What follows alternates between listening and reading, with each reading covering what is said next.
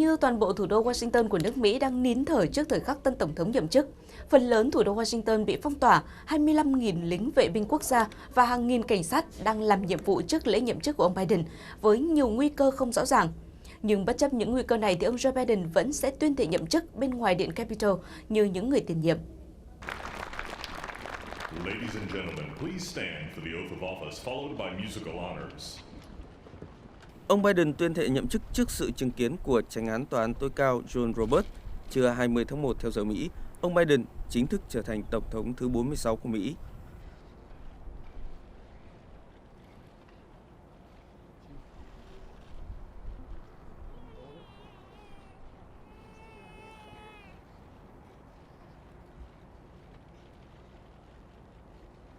Please raise your right hand and repeat after me. I, Joseph Robinette Biden Jr., do solemnly swear. I, Joseph Robinette Biden Jr., do solemnly swear. That I will faithfully execute. That I will faithfully execute. The office of President of the United States. Office of President of the United States. And will, to the best of my ability. Will, to the best of my ability. Preserve, protect, and defend. Preserve, protect, and defend. The Constitution of the United States. The Constitution of the United States. So help you God. So help me God. Congratulations, Mr. President.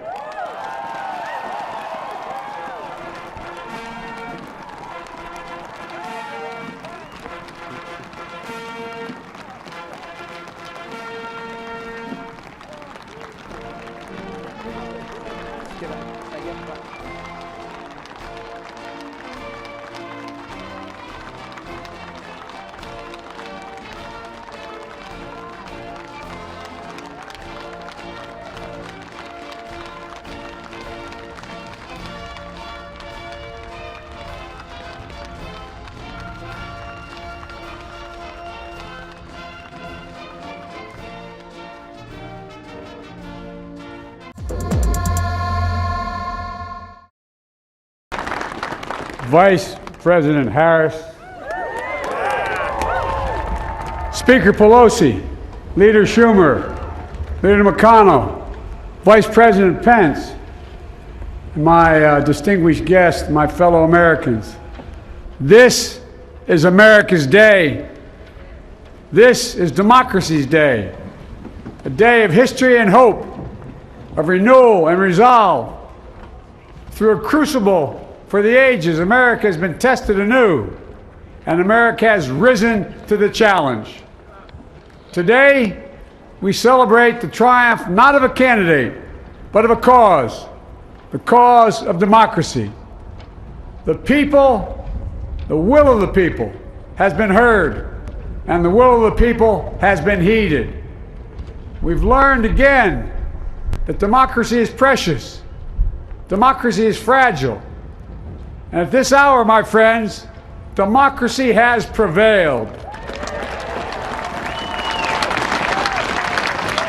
So now, on this hallowed ground where just a few days ago, violence sought to shake the Capitol's very foundation, we come together as one nation, under God, indivisible, to carry out the peaceful transfer of power as we have for more than 2 centuries.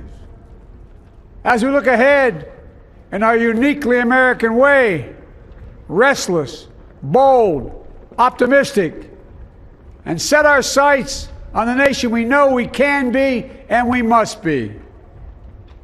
I thank my predecessors of both parties for their presence here today. I thank them from the bottom of my heart. And I know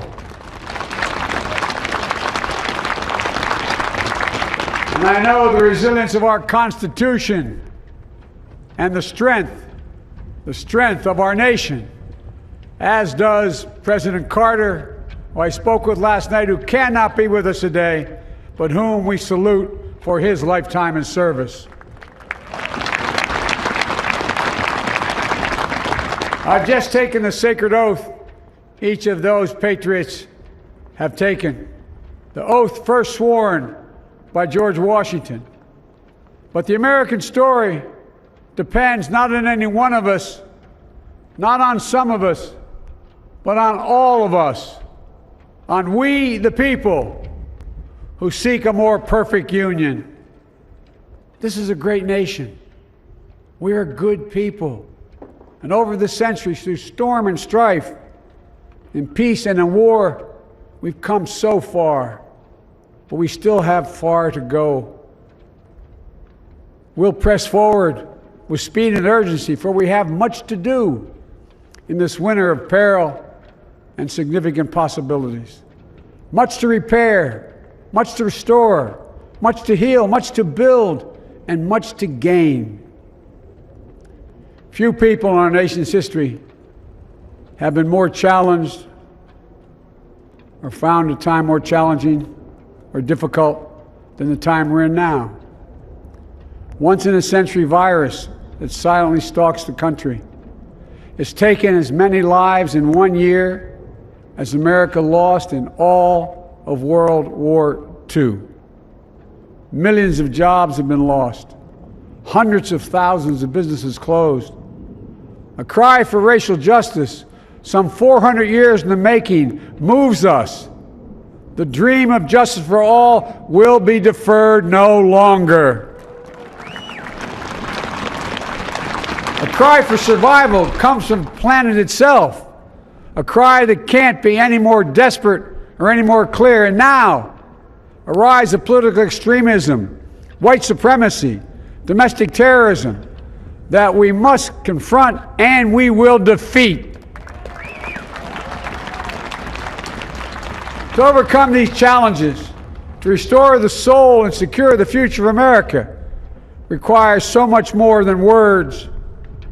It requires the most elusive of all things in a democracy: unity. Unity. In another January, on New Year's Day in 1863, Abraham Lincoln signed the Emancipation Proclamation. When he put pen to paper, the president said, and I quote, "If my name ever goes down into history, it'll be for this act, and my whole soul is in it." My whole soul is in it. Today, on this January day, my whole soul is in this. Bringing America together, uniting our people, uniting our nation. And I ask every American to join me in this cause.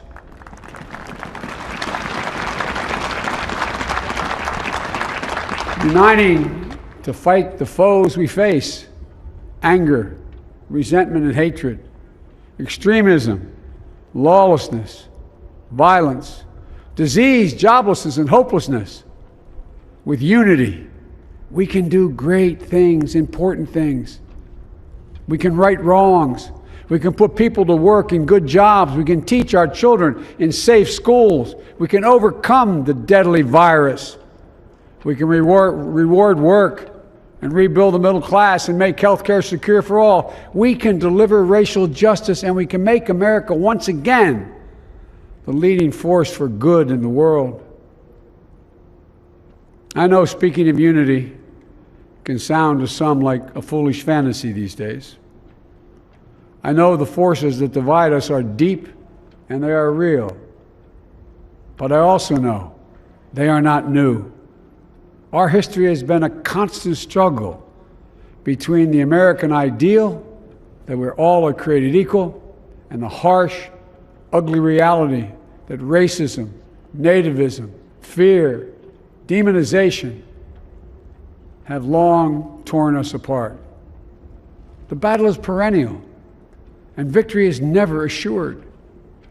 Through Civil War, the Great Depression, World War, 9/11, through struggle, sacrifice, and setbacks, our better angels have always prevailed. In each of these moments, enough of us have come together to carry all of us forward. And we can do that now. History, faith, and reason show the way of unity. We can see each other not as adversaries, but as neighbors.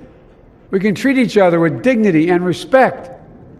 We can join forces, stop the shouting, and lower the temperature. For without unity, there is no peace, only bitterness and fury. no progress, only exhausting outrage.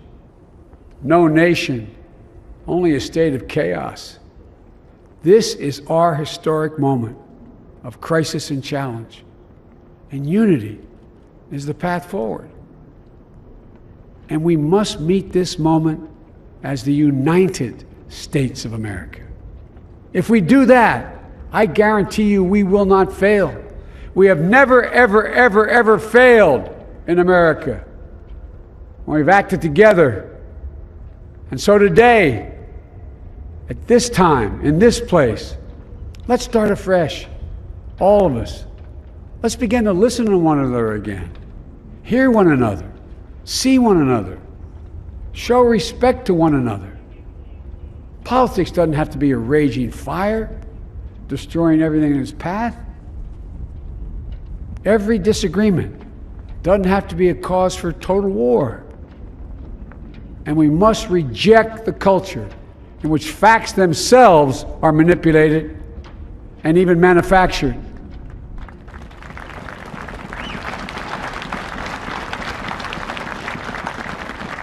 My fellow Americans, we have to be different than this. America has to be better than this. And I believe America is so much better than this. Just look around. Here we stand in the shadow of the Capitol Dome, as was mentioned earlier, completed amid the Civil War, when the Union itself was literally hanging in the balance. Yet we endured.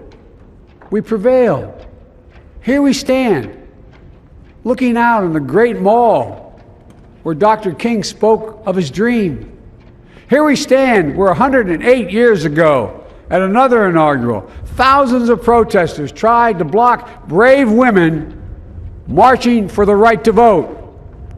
And today, we mark the swearing in of the first woman in American history elected to national office, Vice President Kamala Harris. Don't tell me things can't change. Here we stand, across the Potomac from Arlington Cemetery, where heroes who gave the last full measure of devotion rest in eternal peace. And here we stand, just days after a riotous mob thought they could use violence to silence the will of the people, to stop the work of our democracy, to drive us from this sacred ground. It did not happen. It will never happen. Not today, not tomorrow, not ever. Not ever.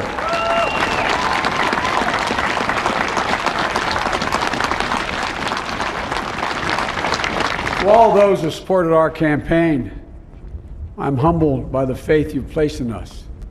To all those who did not support us, let me say this. Hear me out as we move forward. Take a measure of me and my heart. And if you still disagree, so be it. That's democracy. That's America. The right to dissent peaceably within the guardrails of our republic is perhaps this nation's greatest strength.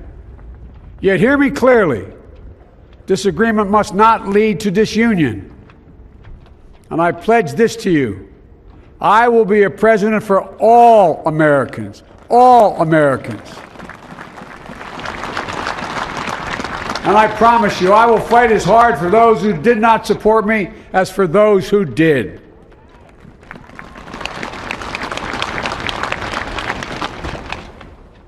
Many centuries ago, St. Augustine, a saint of my church, wrote that a people was a multitude defined by the common objects of their love. Defined by the common objects of their love. What are the common objects we as Americans love that define us as Americans? I think we know. Opportunity, security, liberty, dignity, respect, honor, and yes, the truth. Recent weeks and months have taught us a painful lesson. There is truth and there are lies. Lies told for power and for profit. And each of us has a duty and a responsibility as citizens, as Americans, and especially as leaders. Leaders who have pledged to honor our Constitution and protect our nation, to defend the truth and defeat the lies. Look, I understand that many of my fellow Americans view the future with fear and trepidation. I understand they worry about their jobs, retreat into competing factions, distrusting those who don't look like you, or worship the way you do, or don't get their news from the same sources you do. We must end this uncivil war that pits red against blue, rural versus urban, conservative versus liberal. We can do this if we open our souls instead of hardening our hearts, if we show a little tolerance and humility, and if we're willing to stand in the other person's shoes, as my mom would say, just for a moment, stand in their shoes. Because here's the thing about life. There's no accounting for what fate will deal you. Some days, when you need a hand. There are other days when we're called to lend a hand. That's how it has to be. That's what we do for one another. And if we are this way, our country will be stronger, more prosperous, more ready for the future. And we can still disagree. My fellow Americans, in the work ahead of us, we're going to need each other. We need all our strength to persevere through this dark winter. We're entering what may be the toughest and deadliest period of the virus. We must set aside politics and finally face this pandemic as one nation. One nation. And I promise you this, as the Bible says, weeping may endure for a night, but joy cometh in the morning. We will get through this together. Together. Look, folks, all my colleagues I serve with in the House and the Senate up here, we all understand the world is watching all of us today. So here's my message to those beyond our borders. America has been tested, and we've come out stronger for it. We will repair our alliances and engage with the world once again, not to meet yesterday's challenges, but today's and tomorrow's challenges. And we'll lead not merely by the example of our power, but by the power of our example.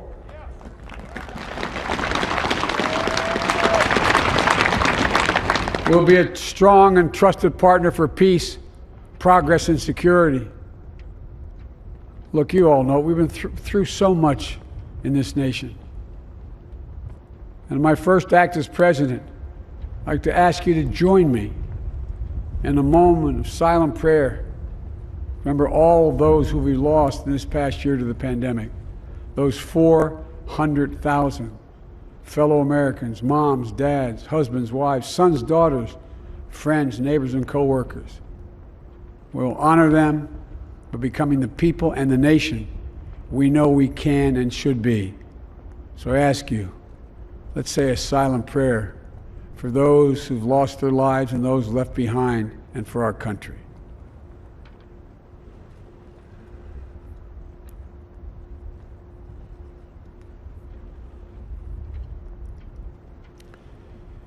Amen. Folks, this is a time of testing. We face an attack on our democracy and on truth, a raging virus, growing inequity, the sting of systemic racism, a climate in crisis, America's role in the world. Any one of these would be enough to challenge us in profound ways. But the fact is, we face them all at once, presenting this nation with one of the gravest responsibilities we've had. Now we're going to be tested. Are we going to step up, all of us? It's time for boldness, for there's so much to do. And this is certain. I promise you, we will be judged, you and I, by how we resolve these cascading crises of our era. We will rise to the occasion is the question. Will we master this rare and difficult hour? Will we meet our obligations and pass along a new and better world to our children? I believe we must. I'm sure you do as well. I believe we will. And when we do, we'll write the next great chapter in the history of the United States of America, the American story. A story that might sound something like a song that means a lot to me. It's called American Anthem. There's one verse that stands out, at least for me, and it goes like this. The work and prayers of century have brought us to this day. What shall be our legacy? What will our children say? Let me know in my heart when my days are through. America, America, I gave my best to you. Let's us add our own work and prayers to the unfolding story of our great nation.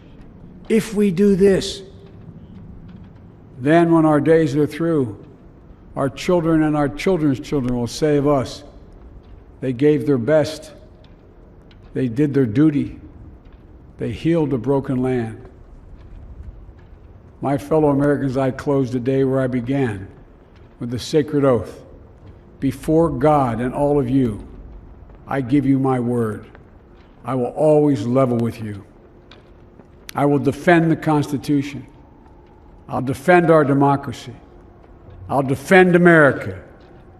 And I'll give all of you, keep everything I do in your service, thinking not of power, but of possibilities, not of personal interest, but the public good. And together, we shall write an American story of hope, not fear, of unity, not division, of light, not darkness, a story of decency and dignity, love and healing, greatness and goodness. May this be the story that guides us, the story that inspires us, and the story that tells ages yet to come that we answered the call of history. We met the moment. Democracy and hope, truth and justice did not die on our watch but thrived. That America secured liberty at home and stood once again as a beacon to the world. That is what we owe our forebears, one another, and generation to follow. So, with purpose and resolve, we turn to those tasks of our time, sustained by faith, driven by conviction, and devoted to one another and the country we love with all our hearts. May God bless America, and may God protect our troops. Thank you, America.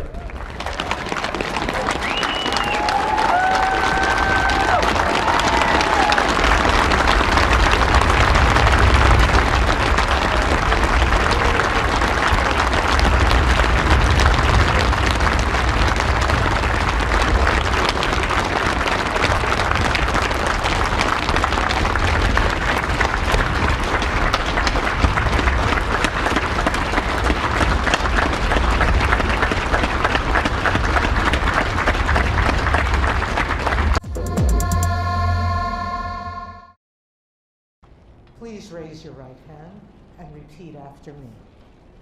I, Kamala Davy Harris, do solemnly swear I, Kamala Davy Harris, do solemnly swear that I will support and defend the Constitution of the United States that I will support and defend the Constitution of the United States against all enemies, foreign and domestic, against all enemies, foreign and domestic, that I will bear true faith and allegiance to the same, that I will bear true faith and allegiance to the same, that I take this obligation freely, that I take this obligation freely, without any mental reservation or purpose of evasion, without any mental reservation or purpose of evasion, that I will well and faithfully discharge that I will well and faithfully discharge the duties of the office on which I am about to enter. the duties of the office upon which I am about to enter. So help me God. So help me God. Congratulations. Vào trưa 20 tháng 1 theo giờ Mỹ, bà Kamala Harris chính thức trở thành nữ phó tổng thống gốc Phi và gốc Nam Á đầu tiên của Mỹ. Bà Harris tuyên thệ nhậm chức phó tổng thống trước sự chứng kiến của thẩm phán của tòa án tối cao Sonia Sotomayor.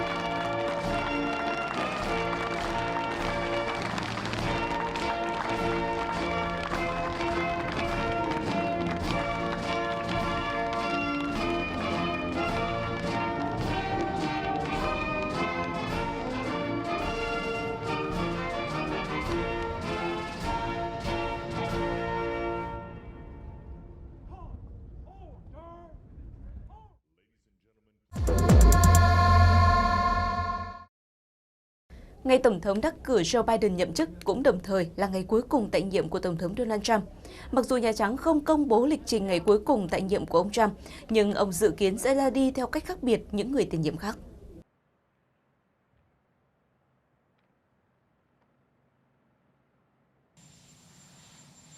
Ông Donald Trump, Tổng thống thứ 45 của nước Mỹ, cùng phu nhân Melania Trump đã rời Nhà Trắng trên chiếc trực thăng Marine One sáng 20 tháng 1 và chia tay với người ủng hộ mình tại căn cứ quân sự Andrews ở ngoại ô thủ đô Washington.